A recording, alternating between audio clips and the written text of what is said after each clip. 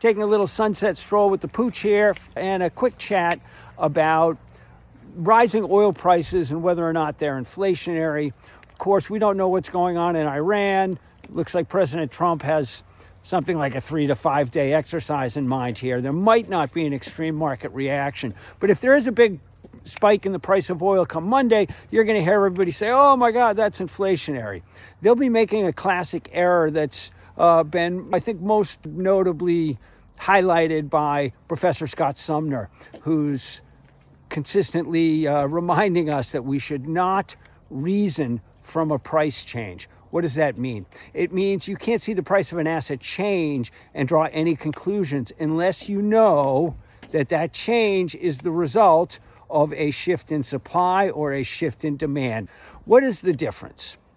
If aggregate demand is increasing, it's going to push up oil prices with everything else.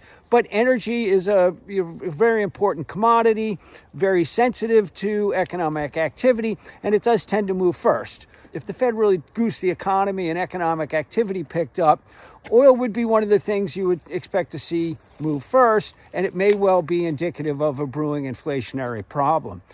Not so with a supply shock. And again, if we get a big move in oil on Monday, we're going to be pretty damn sure it's a supply problem, not a demand problem. In the supply shock scenario, assume aggregate demand is unchanged, the Fed doesn't allow increased dollar spending in the economy. Yes, of course, oil prices and related products will be higher next week if crude oil spikes. But if aggregate spending is capped, by definition, anything additional we have to spend on oil products will have to come out of our budget for something else. So that is not inflationary. I think the market is likely to jump to the wrong conclusion if we get a big spike in oil prices. It'll probably take gold higher on inflation fears. I think that will be a fade. And I think anybody who thinks the Fed is going to be less likely to cut rates in the face of a big spike in oil prices because of uncertainty around the geopolitical situation will be getting the story backwards.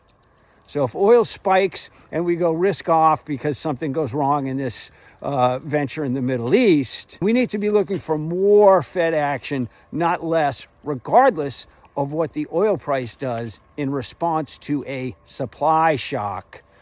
Don't be reasoning from a price change and anticipating that a spike in oil, if we get one next week, is going to be inflationary. It won't.